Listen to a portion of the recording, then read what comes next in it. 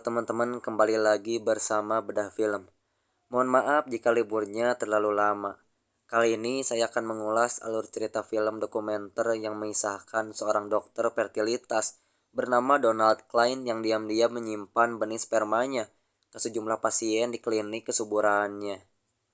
Our Father dimulai dari kesaksian Jacoba yang menceritakan dirinya merasakan banyak kecurigaan soal identitasnya sejak lahir. Ia merasa tidak mirip dengan anggota keluarga lainnya. Hingga pada 2014, Jacoba menemukan layanan periksa DNA secara mandiri di situs 23andMe. Ia terus mencari tahu dan mendapati kenyataan pahit. Sebelum masuk ke dalam isi ceritanya, saya ingin mengingatkan bahwa ini adalah konten berspoiler. Jadi buat kalian yang belum menonton filmnya, silahkan untuk menontonnya dulu agar mendapatkan pengalaman yang lebih baik. Jadi langsung saja, ini dia alur ceritanya.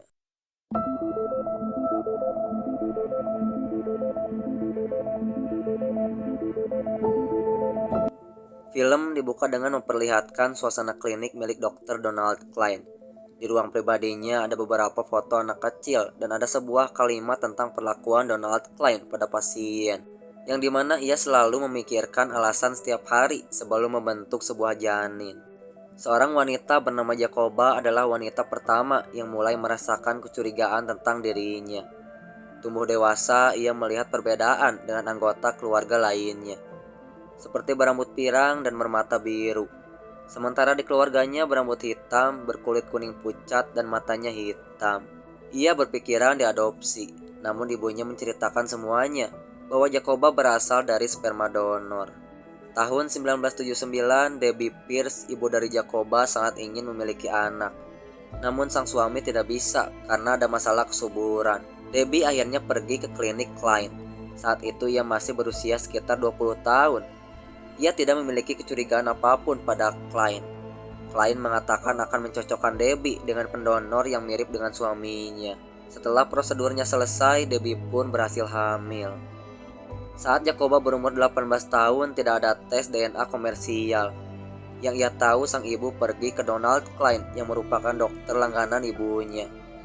Jacoba mengetahui bahwa donor sperma tidak lebih dari 3 kali, dan ia berpikir memiliki 2 saudara separuh. Ia mencari dan menelpon klinik Klein. Jacoba ingin tahu nomor pendonor atau riwayat kesehatan ibunya, agar ia bisa mendapatkan informasi dan juga identifikasi. Klein terlihat tidak ada empati dan mengatakan tidak tahu soal informasi yang Jacoba inginkan dan arsipnya dimusnahkan. Donald Klein begitu populer di Indiana sebagai dokter kesuburan. 2 mantan rekan kerjanya bernama Jan Sore dan Dr. Robert Kolper telah bekerja selama beberapa tahun. Robert memuji Klein yang cukup berjasa dengan karir dirinya dan menempatkan Klein di dalam hatinya. Klinik Klein memiliki kesuksesan tinggi dari mengatasi permasalahan kesuburan. Diana Kisler dan Liz White sangat ingin memiliki anak, namun terkendala masalah kesuburan. Diana dan Liz menjalani sesuai prosedur dari Klein, hingga akhirnya mereka berdua pun hamil dan rasa bahagia pun muncul. Pada musim gugur tahun 2014, Jacoba saat itu berusia 35 tahun. Berhasil menemukan silsilah keluarganya di situs 23andMe dan melihat 7 saudara. Ia gembira sekaligus cemas karena sang ibu mengatakan tak pernah memakai pendonor lebih dari 3 kali. Jacoba fokus untuk mencocokkan ayahnya. Lalu ia melihat Sylvia, sepupu keduanya. Ia menanyakan silsilah keluarga Sylvia dan mendapatkan salah satu nama, Swinford. Swinford ternyata nama gadisnya ibu Dr. Klein. Jacoba juga mengetahui Sylvia memiliki nama Klein di silsilah keluarganya. Jacoba mulai ketakutan dan semakin berpikiran bahwa Klein ayah kandungnya. Banyak sekali pertanyaan yang ingin ditanyakan di dalam kepalanya, hingga ia mengajukan keluhan ke kantor Jaksa Agung Indiana. Namun tak pernah ada panggilan atau apapun. Jacoba geram. Ia mulai menghubungi setiap kantor berita, namun tetap tak pernah ada yang mau mengangkat kisahnya. Hingga Jacoba menemukan reporter Fox 59, Angela Ganot. Angela mencoba menghubungi Klein. Klein berkata tak pernah memakai sperma dari dokter residen selama lebih dari 3 kali. Angela meminta Klein tes DNA, namun Klein tidak mau. Angela mulai mengangkat kisah itu ke dalam beritanya tanpa menyebut Klein. 2 minggu setelah itu, Jacoba mendapatkan pesan dari anak Klein. Jacoba bertemu dengan Doug dan Donna di sebuah gereja. Mereka mengaku bahwa Klein adalah ayah kandung Jacoba. Doug mengatakan bahwa Klein melakukan hal itu saat tidak memiliki akses ke pendonor dan memberitahu Jacoba bahwa saudaranya tidak lebih dari 10. Namun saudara ke-14 pun muncul yang bernama Julie Harmon yang memiliki ciri fisik yang sama seperti Jacoba. Julie menangis harus menerima kenyataan pahitnya bahwa ayahnya yang selama ini disayanginya bukan ayah kandung. Jacoba bersama 5 saudara lainnya melakukan pertemuan dengan Klein yang sembari membawa pistol di panggulnya. Dalam pertemuan itu, salah satu saudara Jacoba bertanya kenapa Klein melakukan ini. Jawaban Klein adalah karena para pasien yang datang merasa putus asa, sulit memiliki anak, dan Klein ingin menolongnya. Klein mengatakan tidak ada lebih dari 15 saudara. Namun saudara ke-17 bernama Matt White muncul, anak dari Liz White. Matt merasa heran karena selama beberapa dekade pelakuan Klein tidak diketahui siapapun. Mantan rekan kerja Klein pun benar-benar tidak tahu apa yang dilakukan Klein pada pasien. Klein digambarkan Angela adalah orang yang memiliki posisi berkuasa. Klein dikenal di komunitas Angela sebagai dermawan dan seorang penatua gereja. Shirin mengatakan Klein adalah orang yang arogan dan selalu meremehkan dirinya tentang soal anak. Padahal Shirin memiliki gelar PhD neurobiologi yang merupakan keahliannya. Klein menelpon Angela.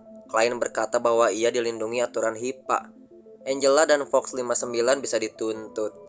Klein lalu menghubungi Jacoba. Jacoba sambil merekam isi percakapan itu. Klein mulai khawatir dengan semuanya. Ia takut jika tersebar aksinya dan pernikahan dengan istrinya bisa hancur.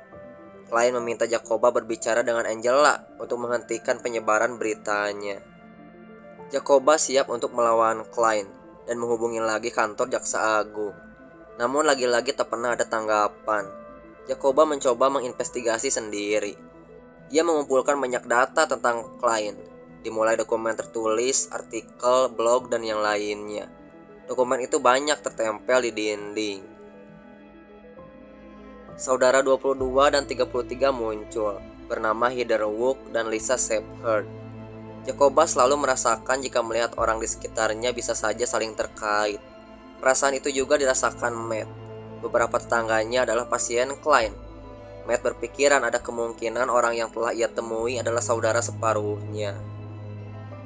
Angela dan Klein melakukan pertemuan di restoran dekat stasiun TV Fox demi keamanan Angela. Saat Klein masuk, Angela kaget karena Klein menanyakan apakah pistol diizinkan di restoran.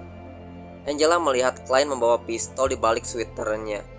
Dalam pertemuan 1 jam itu, Klein meminta Angela untuk tidak mengangkat kisahnya karena Klein khawatir dengan rumah tangganya. Namun Angela mengatakan bahwa kebenaran itu penting. Hal-hal aneh mulai terjadi. Semua mur roda mobil Jacoba lepas yang membuat Jacoba ketakutan.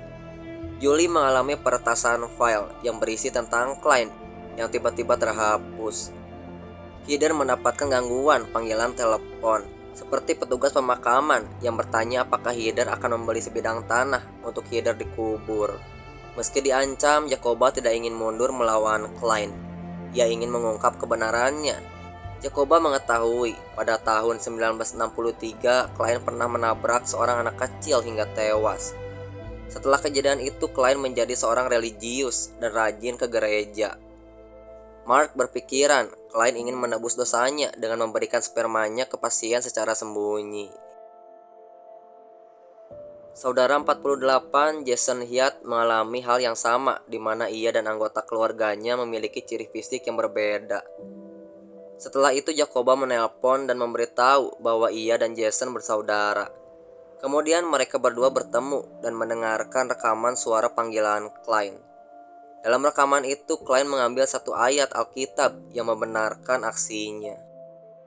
Pada suatu hari, Jacoba melihat keterkaitan Klein dengan Quiverful.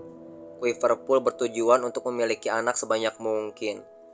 Ayat yang sering Klein gunakan sama dengan Quiverful. Banyak teori yang terpikirkan Jacoba. Jacoba menginginkan klien dihukum. Angela satu-satunya yang mensupport Jacoba. Tim Delany mengatakan satu-satunya masalah yang dihadapi adalah tidak ada tindak pidana yang menyentuh perbuatan khusus ini. Ia juga tidak setuju bahwa klien melakukan perkosaan, walaupun ia tidak menyangkal itu adalah pelecehan seksual. Pada saat Jody Madeira mewawancarai Delany mengatakan bahwa para juri di Indiana berpikiran bahwa pasien setuju untuk inseminasi dan pasien ingin memiliki anak. Namun para pasien menyanggah bahwa mereka tidak setuju untuk inseminasi dan tidak diberi pilihan lain atau izin dari pasien. Kantor Jaksa Agung telah menghubungi klien dan memberikan dokumen. Klien mengisi semua dokumen itu dengan kebohongan. Hingga Angela pun mengatakan pada Jaksa Agung bahwa klien memberi keterangan palsu. Di dokumen itu klien mengaku tak pernah memakai spermanya dan membuat satu kalimat ancaman akan menuntut Jacoba atas pencemaran nama baik dan fitnah. Delany merasa mendapatkan kemajuan dalam kasus ini. Jaksa Agung mendatangi rumah klien untuk mendapatkan sampel DNA-nya. Klien terlihat sakit dan tidak menikmati kedatangan pihak Jaksa Agung. Hasil DNA itu probabilitasnya mencapai 99% lebih dan menyatakan bahwa Jacoba anak perempuan kandung klien. Saat diinterogasi, klien mengaku melakukan aksinya sedikit, dan semua catatan telah dihancurkan karena sudah puluhan tahun yang lalu. Untuk pertama kalinya berita mengangkat kisah ini dengan menyebut nama klien. Pada saat sidang pengadilan, klien meminta belas kasihan hakim dan terlihat bersandiwara. Jacoba lalu membacakan pernyataan dampak korban, namun tidak cukup baik, karena memaksakan membaca kalimat yang sudah dicoret Delany, hingga pengacara klien keberatan. Dalam sidang itu, klien mendapatkan banyak dukungan dari komunitas hingga gereja. Bahkan ada juga dukungan dari jaksa. Pada akhirnya, hakim memutuskan hanya memberi hukuman ringan pada klien, yaitu denda sebesar $500 dan hukuman percobaan. Hasil itu sangat membuat kecewa Jacoba dan anggota lainnya. Perjuangan selama 2 tahun terakhir Jacoba terasa sia-sia. Jacoba selalu ketakutan setiap kecocokan baru ditemukan. Hingga saudara ke-53 pun muncul bernama Carrie Foster. Jacoba bercerita bahwa ia bersama saudara lainnya memiliki riwayat kesehatan yang buruk, seperti memiliki penyakit autoimun, kolonoskopi, dan masalah pencernaan. Alison Kramer, saudara 61, mendapatkan pesan dari Jacoba, namun diabaikan, karena tidak yakin apa yang dilihatnya di situs 23andMe. Lalu ia melihat Jacoba dan beberapa saudara separuhnya di acara televisi, dan ia mulai menyadarinya. Alison menunjukkan foto masa kecilnya saat digendong klien. Alison menceritakan kesedihannya saat mengetahui bahwa ayah yang selama ini ia kagumi dan ia tiru bukan ayah kandungnya. Angela menyarankan pasien klien untuk melakukan tes DNA untuk mengetahui siapa ayah asli anak tersebut.